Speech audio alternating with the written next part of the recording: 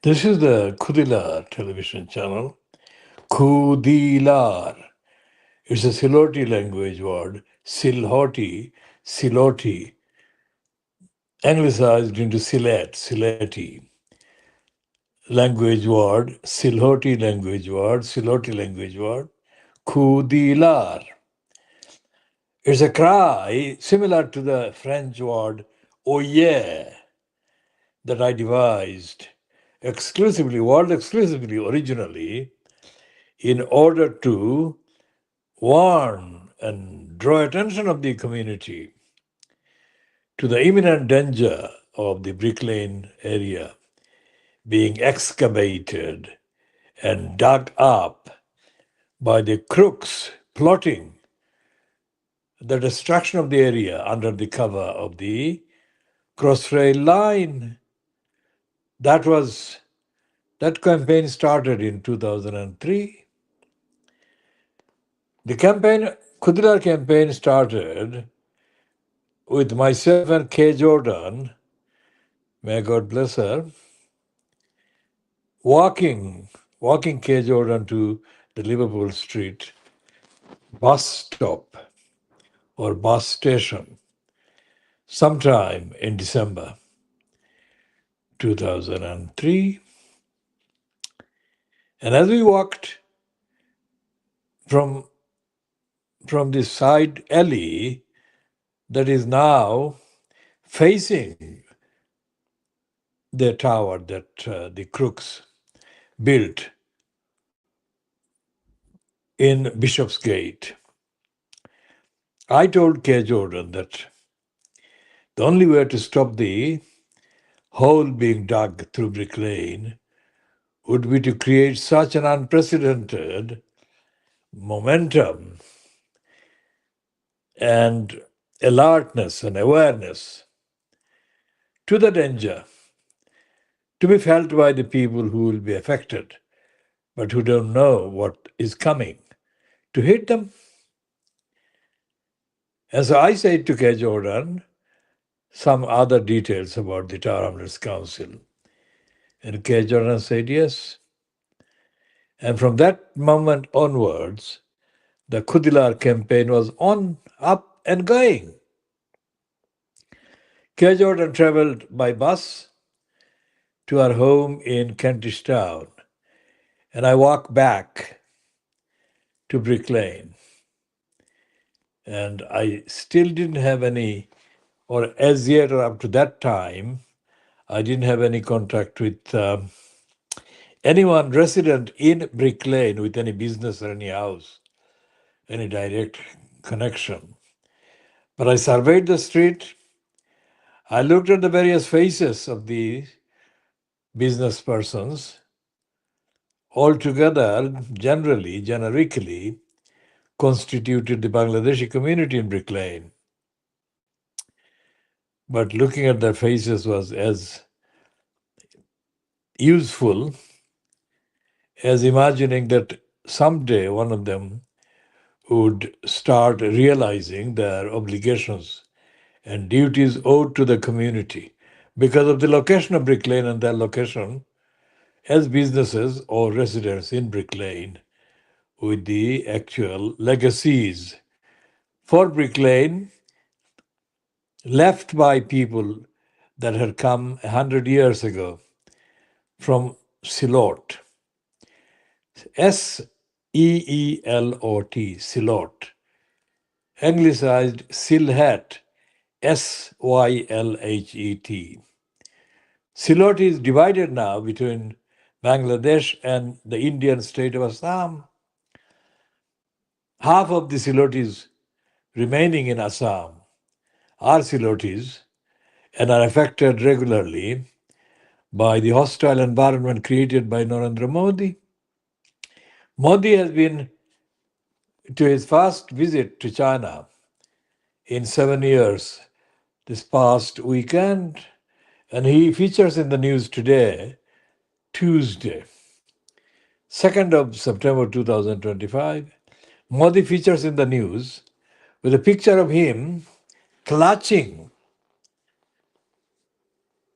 Modi Modi's right hand clutches Vladimir Putin's left hand at a do in Peking, Beijing.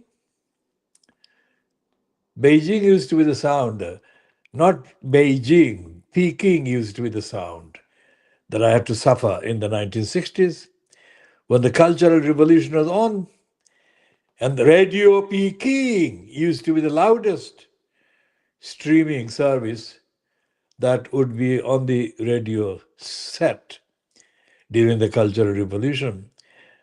A woman's voice would say, "This is Radio Peking." It was the loudest voice that any radio station had coming out of it from any part of the world. So Peking is now Beijing, and Modi is now meeting Vladimir Putin in Peking.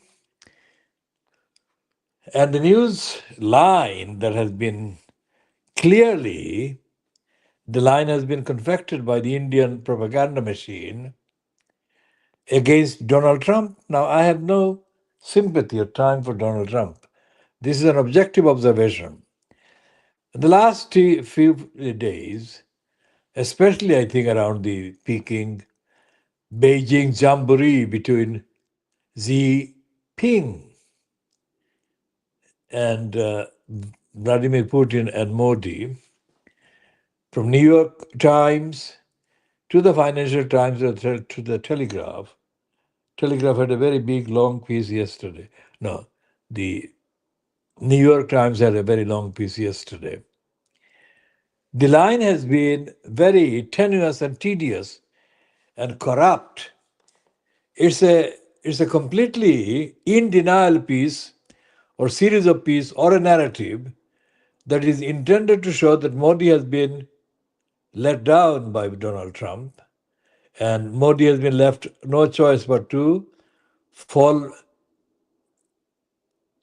on Beijing and the alliance with Moscow, business-wise, diplomatically, politically.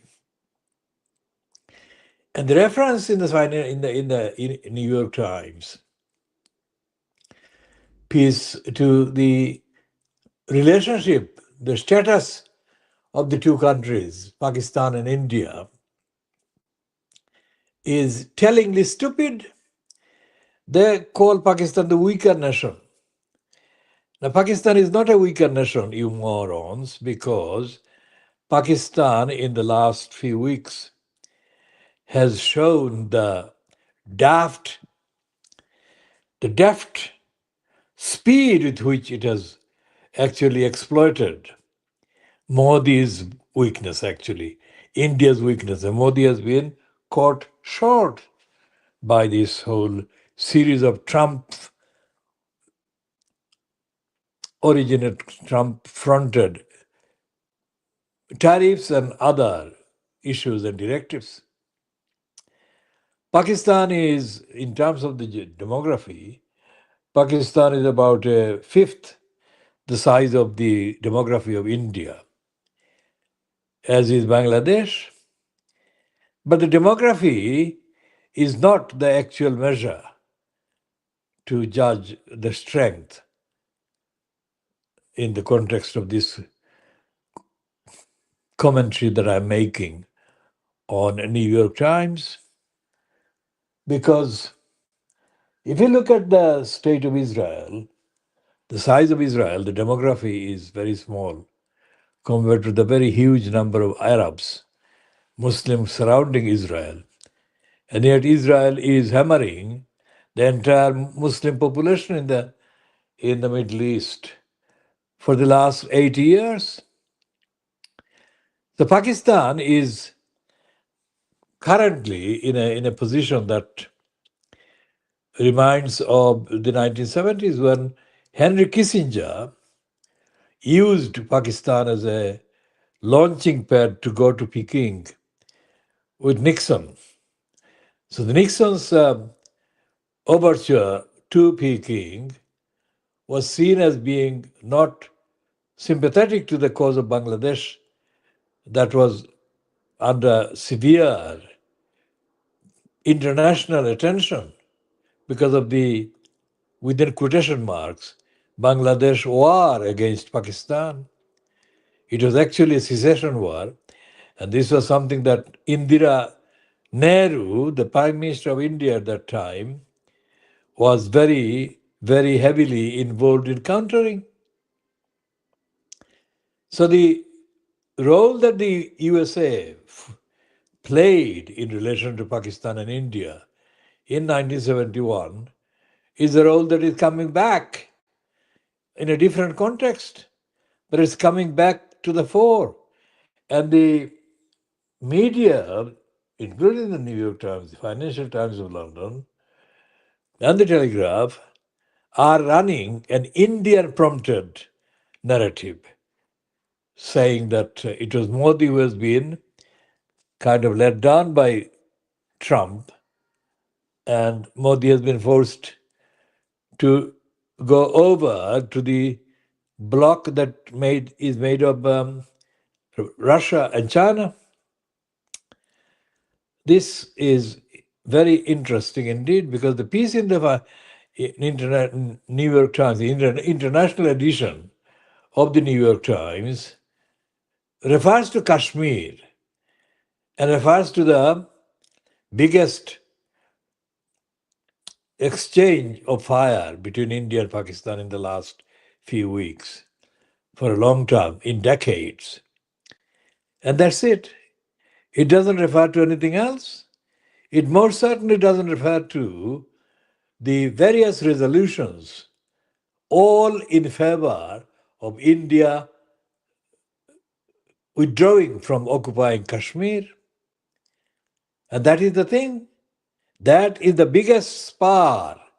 That's the biggest incentive for any Pakistani regime to be prepared readily to align itself with any third country.